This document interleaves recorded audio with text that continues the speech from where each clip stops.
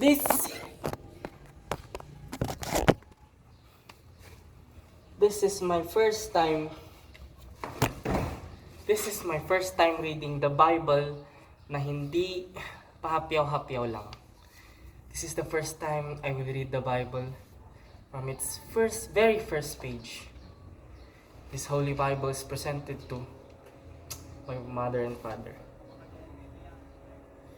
by Sister Sim. And Good News Bible with Deuterocanonicals. Ang hirap magbasa ng gano'n. Okay, so nabasa na natin yung first segment kanina. Hindi ko lang na-record. So, this is the preface. Let's start again. The story of creation. In the beginning, when God created the universe, the earth was formless and desolate.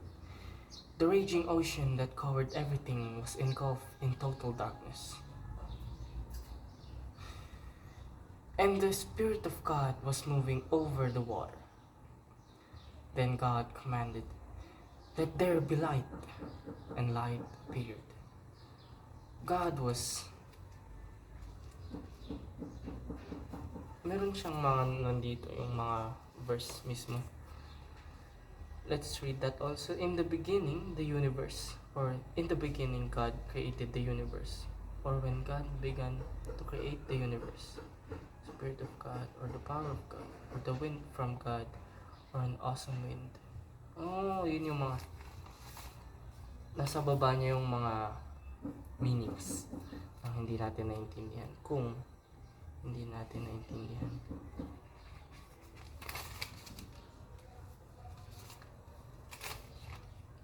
Or the power.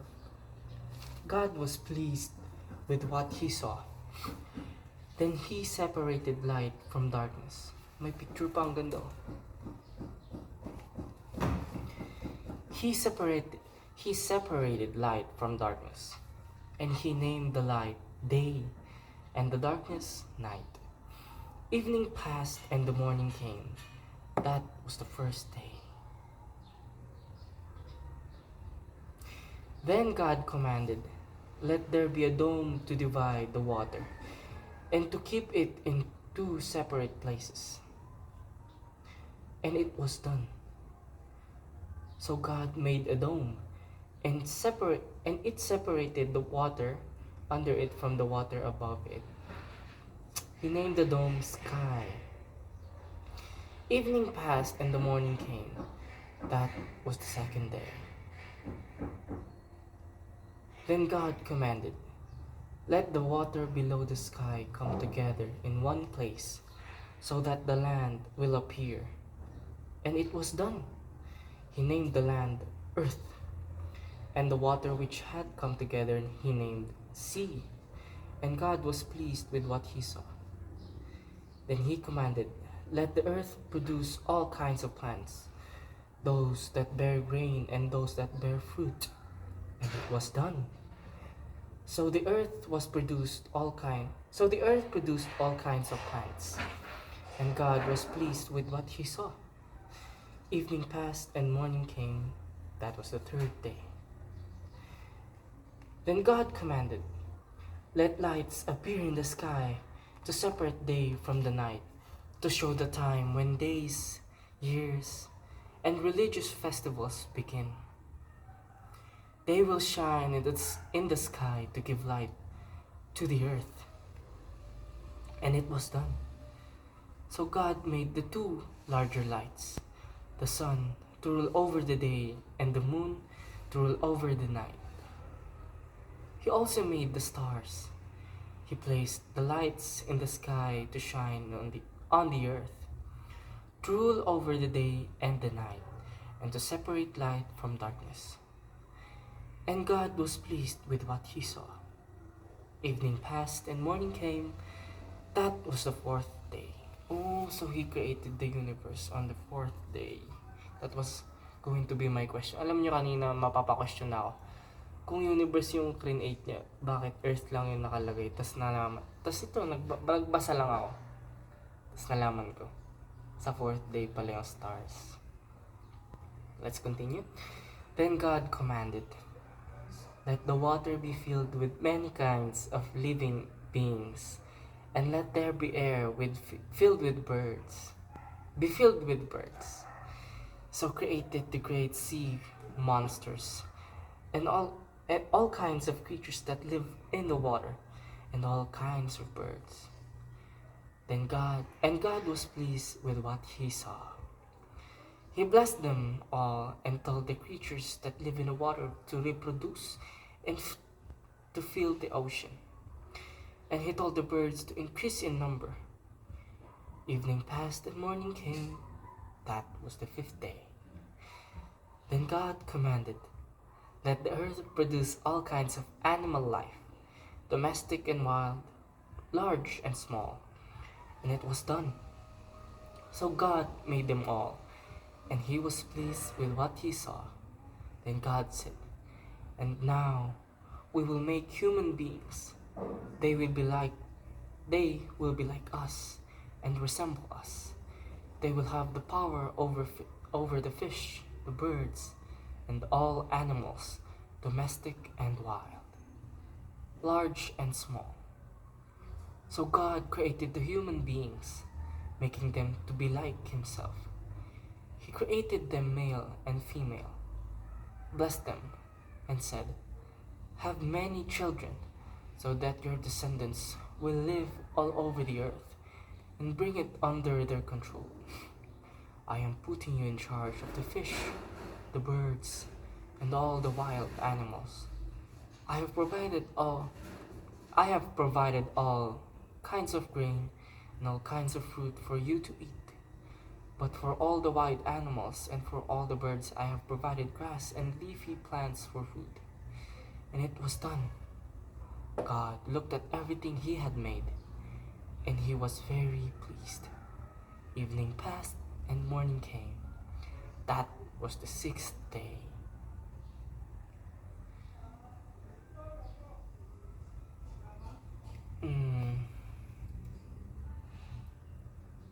Napansin ko lang na tahimik yung paligid nung nagbabasa na ako ng Bible. So yeah.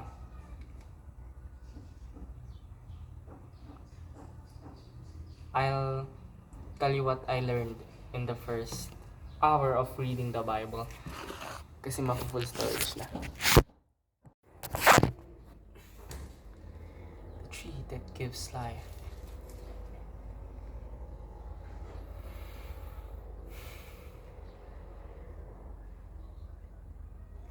And the tree that gives knowledge of what is good and what is bad. A stream flowed in Eden and watered the garden. Beyond Eden, it divided into 4 rivers. The first river is the Pishon. It flows around the country of Havilah. Pure gold is found there, and also rare perfume and precious stones. Ano kaya rare perfume? Wow. The second river is Gihon. It flows around the country of Cush. The third river is Tigris, which flows east of Assyria. And the fourth river is Euphrates. Then the Lord God placed the man in the Garden of Eden to cultivate and guard it. He told him, you may eat the fruit of any tree in the garden, except the tree that gives knowledge of what is good and what is bad. You must not eat the fruit of that tree. If you do, you will die the same day. Then the Lord God said, it is not good for a man to live alone. I will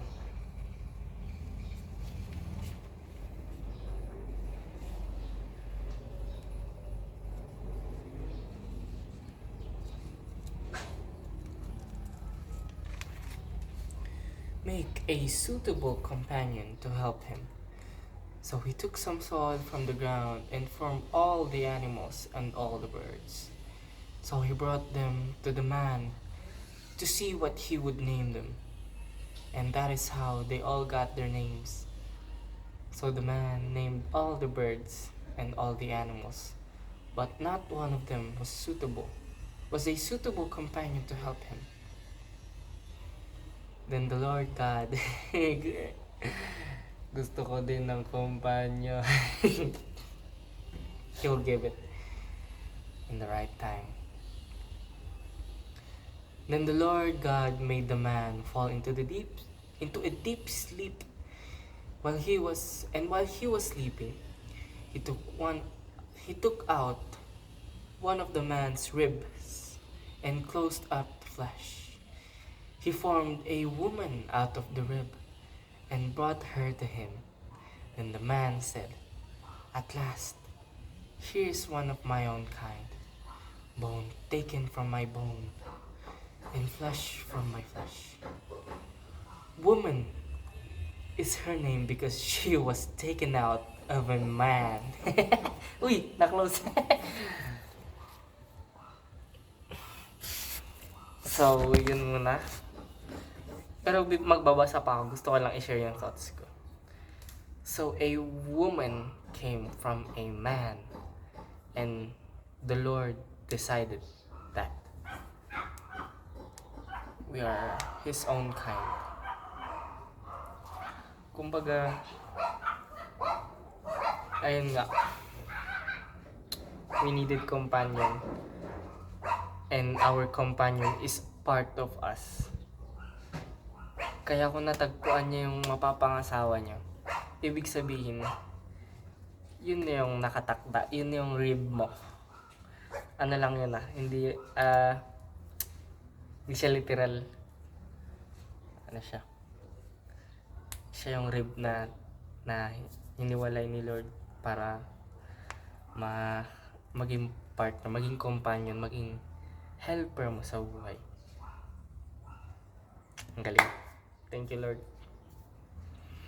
Ayun muna, i-upload ko lang sa YouTube tapos I'll continue reading. Thank you for giving this sister same. Na-stuck lang siya ng ilang taon at ngayon ko lang siya mababasa namin. At ang ganda magbasa ng Biblia. Read the Bible. Thank you, Lord.